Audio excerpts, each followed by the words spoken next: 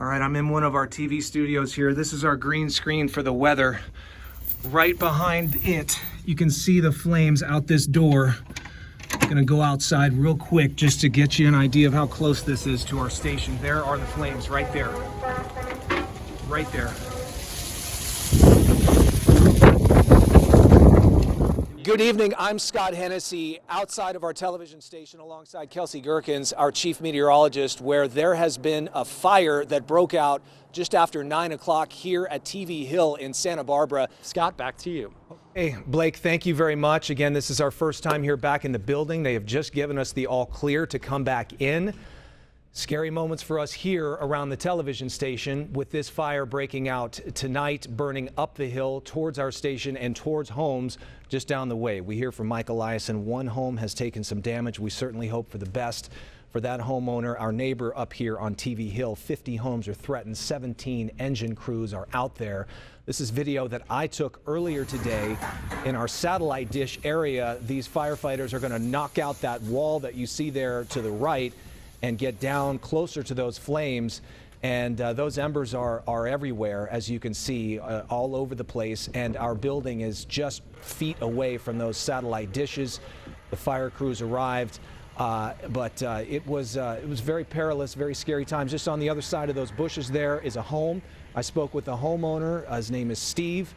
And he was very concerned. Obviously, he saw the flames before any fire crews came up. He came over into our parking lot.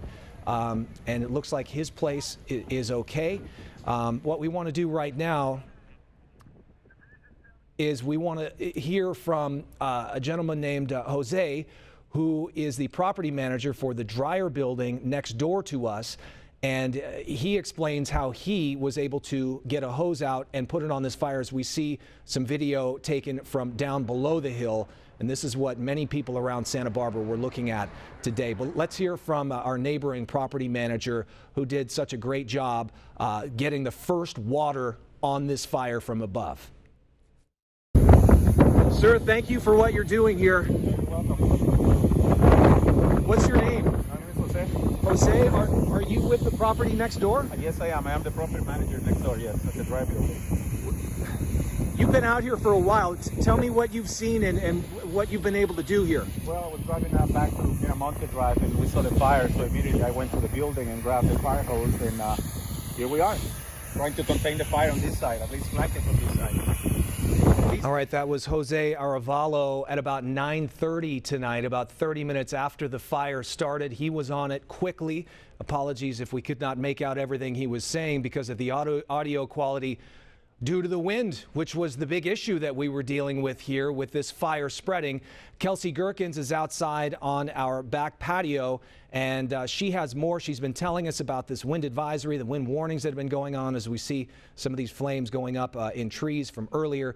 But let's find out the latest on the conditions right now from Kelsey outside. And they have been doing a really good job of trying to stop this fire from impacting all the residents that live on this hillside here, Scott. Yes, thank you, Kelsey. That is encouraging. The fire crews have gotten out there to protect the homes. We are doing our best to give you the best information that we can as we are trying ourselves to settle down from what was a frightening experience with this fire coming so close to where we were, as we've tried to get this video out and keep you informed on what's going on. Blake Devine is with us again right outside of our station. We'll go back out live to him. Blake.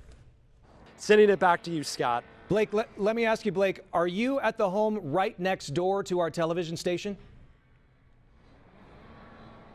That is correct. I'm at the house immediately to the left of the KEYT station. As you can see, those firefighters putting out the flames. That is kind of to the corner of the right side of the KEYT parking lot. Okay, Blake, thank you. The reason I asked that is because a gentleman I spoke with about an hour ago will be happy to see your perspective that we're seeing right now. His name is Steve.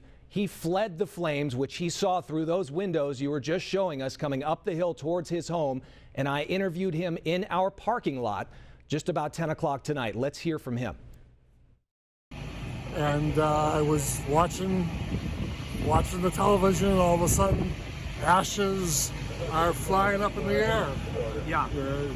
that was sweeping up TV hillside, kind of away from the TV station, right at where I was sitting. And then I think the wind really, really bad, really, really heavy. And it kind of swept it up to the edge of the house, which I've always tried to make a fire break there because it's a hillside that could burn. And it kind of swept towards the back of my house and the neighbor's house, and they're still working on it, so I don't know what the result is. Crews are there right now. It's about 9:55, and they're protecting your home right now as we speak. You were there, you saw these flames coming. Did you get out on your own, or did the fire crews tell you to get out? I got out on my own. I started to go to the back of the house to try and extinguish the embers, and then it was like, okay, you have to get out of here. It was kind of like, firestormish. Yeah. There's nothing to fight because the air was all on fire. Yeah, we can see the trees really blowing. That was scary, wasn't it? That was scary enough that I forgot to grab everything that you're supposed to grab. Yeah. Yeah, that is our next door neighbor there, Steve, who again will be happy to see Blake's reporting from just a moment ago that his home is okay. Again, one home has been damaged, according to Mike Eliason. 50 homes threatened from this fire called the Loma fire, burning below our television station, now moving towards the ocean. And there are 17 engine crews out here. We are just getting word that the Red Cross is setting up a station at the Ledbetter Beach parking lot for those who are having to flee from these flames, as we see from earlier, intense fire here. And that was when the wind was really blowing between 9 and 10 o'clock. And what we want to do now is we want to get the latest on what we're dealing with weather-wise. Let's go back to Kelsey, who has come inside the station now. She is in the First Alert Weather Center. Kelsey. Scott, we were tracking those winds anywhere from 40+ miles per hour, sustained winds coming on through. Sports Director Mike Klan is with us now. Mike, you were in the building here. A few of us had gone to get some dinner. You had just returned from covering sports, as you do every night, going around. And I called you at 9 o'clock, and you were in the process of moving vehicles out of our parking lot. What was it like from your vantage point? Well, it was wild. I was here editing my sportscast, and Blake Devine just runs, and he's like, TV Hill's on fire. Yeah. So, and my office is pretty close to the patio, so we ran out, and I was expecting to see the flames far down the hill, like we've seen in the past. But they were right there. The embers were going.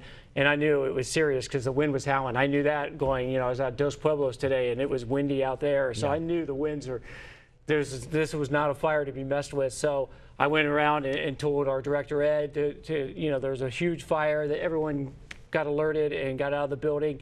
And then we just started moving, some vehicles and getting some gear out. And the fire guys were here quick, and really, I think we dodged a bullet because of the wind was going the other way. Otherwise, we wouldn't be sitting in this studio right now. Isn't that the truth? That the wind was blowing, as Kelsey says, to the east. If it had shifted just a little bit and pushed it up the hill instead of kind of down the hill sideways, we could have been in some trouble. Yeah, and we're talking, I think yards from the wind. I mean, we saw the flames right by the satellite, outside, and the vehicles. And our chief photographer, Herb, said, if that live van could have exploded. Yes. So we got lucky here.